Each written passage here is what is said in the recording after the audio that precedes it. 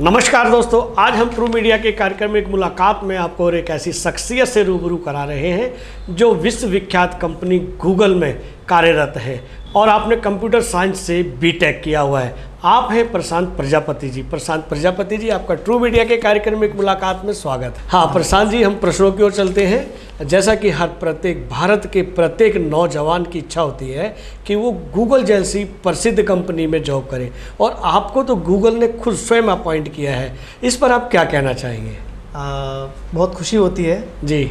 मेरे माता पिता का सपना है था कि मैं गूगल में काम करूं जी, और उन्होंने मेरी परवरिश उसी हिसाब से करी है जी कि मैं गूगल में बेसिकली काम कर सकूं जी। तो ये उनके संस्कारों का ही फल है जी, और उनकी भी कहीं ना कहीं मेहनत है इसमें कि आज मैं इस मुकाम तक पहुंचा हूं जी जी। तो मैं उनका बहुत शुक्रिया अदा करना चाहूँगा। क्या आपने गूगल कंपनी को अपॉइंट करने के लिए बचपन से ही टारगेट किया हुआ था, या कुछ युवा अवस्था में आपको ये स्वप्न आया या सोचा आपने? जी नहीं, मेरा बचपन से तो नहीं सपना था गूगल में काम करने का जी। मेरे पिताजी का सपना रहा है कि मैं गवर्नमेंट जॉब IAS वगैरह या फिर PCS की तैयारी करूँ जी जी। बट ओवर द टाइम जैसे कि मेरी शिक्षा में आगे बढ़ता गया जी, तो मुझे रियलाइज़ होता गया कि मेरा शायद वो नहीं लक्ष्य है IAS या फिर PCS का। मुझे शायद टेक में जाना चाहिए। अच्छा, उसमें मेरी इच्छा बहुत ज़्यादा रही है जी, इंटरेस्ट बहुत बना रहा है जी जी। तो मैंने फिर जब बीटेक किया उसके बाद ये डिसाइड किया कि मुझे शायद टेक कंपनी ज्वाइन करना चाहिए, क्योंकि उसमें मैं अच्छा कर पाऊंगा। क्या बात है, बहुत बहुत बधाई आपको, बहुत बहुत शुभकामनाएं ट्रू मीडिया परिवार की ओर से। आपने ट्रू मीडिया परिवार के कार्यालय में आकर, स्टूडियो में आकर आपने एक साक्षात्कार दे रहे हैं, उसके लिए बहुत बहुत आभार है आपका।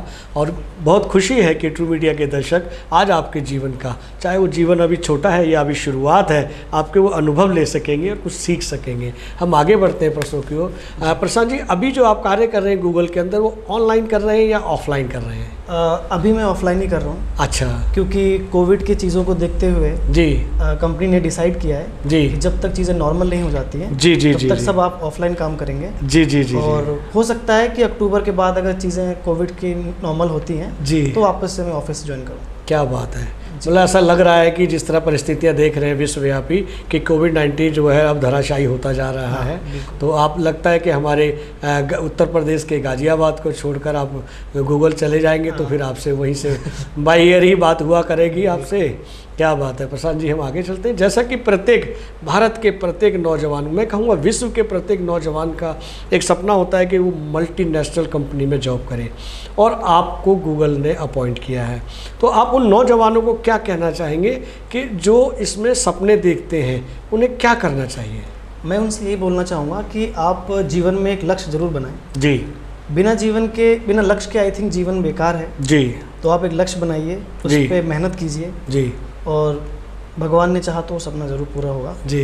असफलताएं मिलेंगी बीच में जी, लेकिन उनसे हारना नहीं हमें जी जी, और एक दिन ज़रूर मिलेगी आपको सफलता। नहीं, जैसा कि आपने एक लक्ष्य की बात की, आपने टारगेट की बात की कि कुछ साथी अपनी इतनी मेहनत करते हैं कि वो लक्ष्य को प्राप्त नहीं कर पाते और वो बीच में टूट जाते हैं या रास्ता बदल देते हैं, उन साथियों को आप क्या कहना चाहेंगे? मैं ये बोलना चाहूँगा, जब मैंने गूगल का इंटरव्यू दिया उससे पहले मैं 15 कंपनियों से रिजेक्ट भी हुआ हूँ। क्या बात है, क्या तो ये बिल्कुल हार नहीं मानी आपको जी। हो सकता है कि आप बहुत सारी कंपनियों से रिजेक्ट भी होंगे, लक्ष्य बना के रखिए, उस पर मेहनत करते रहिए जी, सफलता जरूर मिलेगी आपको। प्रशांत जी, ये भी कह सकते हैं कि जब आप बता रहे हैं कि आपको 10-15 कंपनियों ने रिजेक्ट किया, उन रिजेक्ट से आपको अपने जीवन का अनुभव हुआ, आपने बहुत कुछ सीखा। आपको ऐसा लगता है कि उन 10-12 कंपनियों ने आपको रिजेक्ट किया तो वो जानकारी नहीं थी, उस लक्ष्य को भी आपने प्राप्त किया? जी बिल्कुल। तो आप जब भी किसी कंपनी से रिजेक्ट होते हैं, आप उससे कुछ ना कुछ ज़रूर सीखते हैं जी जी जी। अपने अंदर उस चीज़ को इम्प्रूव करें जी, और लक्ष्य पे फोकस रखें कि आपको ये बनना है। लक्ष्य प्राप्त करने के लिए बाधाएं अवश्य आएंगी। अगर बाधाएं नहीं आती तो वो लक्ष्य नहीं है, तो आप लक्ष्य को टारगेट रखें और आपको जीत हासिल अवश्य होगी। तो प्रशांत जी, हम आगे बढ़ते हैं कि जैसा कि सूत्रों से पता लगा है कि आपको गीत और संगीत का भी शौक है, इस बारे में भी हमें साझा करें।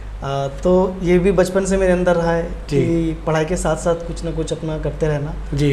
तो 12वीं के बाद से मुझ में ये इंटरेस्ट थोड़ा ज़्यादा हुआ कि मुझे संगीत की ओर भी जाना चाहिए जी। पढ़ते पढ़ते आप बोर हो जाते हो तो कुछ ना कुछ करना चाहिए पढ़ाई जी जी जी।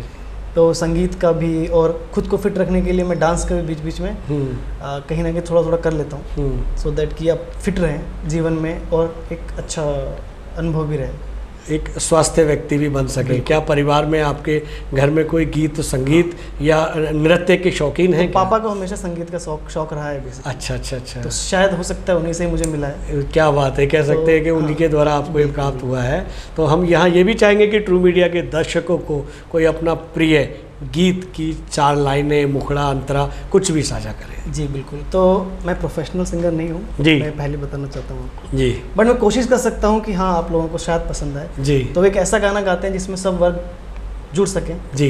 बिल्कुल, तो स्वागत है आपका। पुराना गाना है वो जी, कुछ लाइन ही चंद जी जी जी जी जी।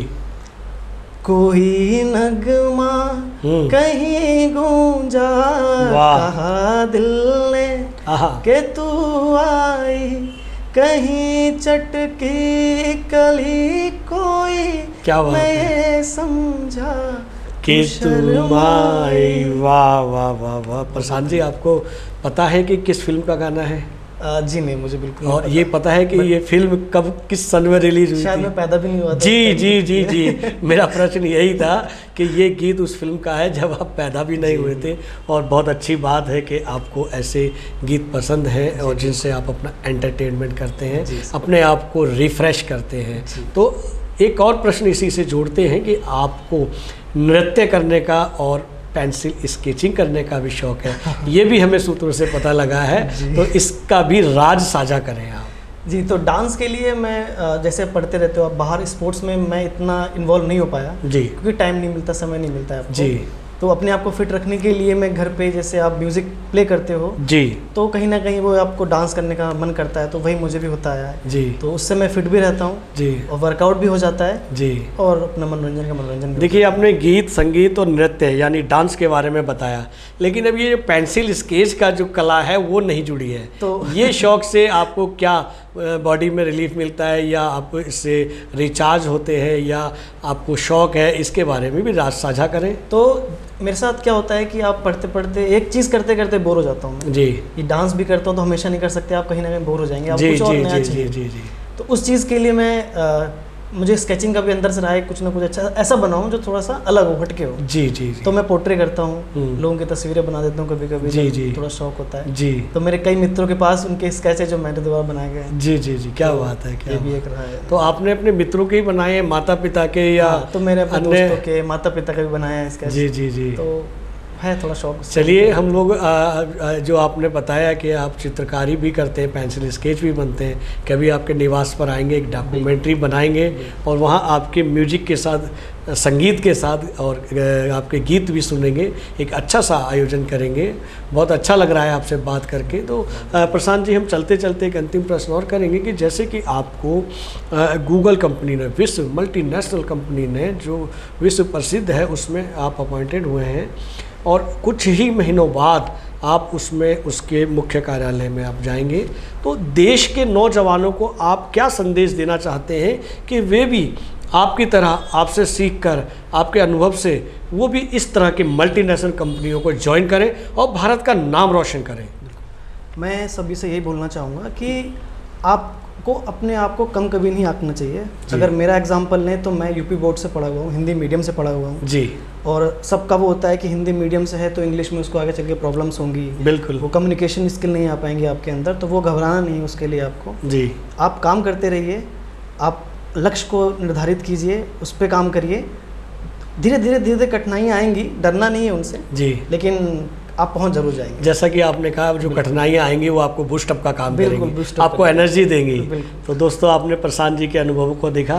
प्रशांत जी, आपने ट्रू मीडिया के कार्यक्रम एक मुलाकात के लिए अपना बेशकीमती समय दिया, उसके लिए बहुत बहुत धन्यवाद। अगर आप ये वीडियो YouTube पर देख रहे हैं तो हमारे चैनल को सब्सक्राइब करें और बेल आइकन को दबाना ना भूलें। अगर आप Facebook पर ये वीडियो देख रहे हैं तो हमारे पेज को लाइक करें।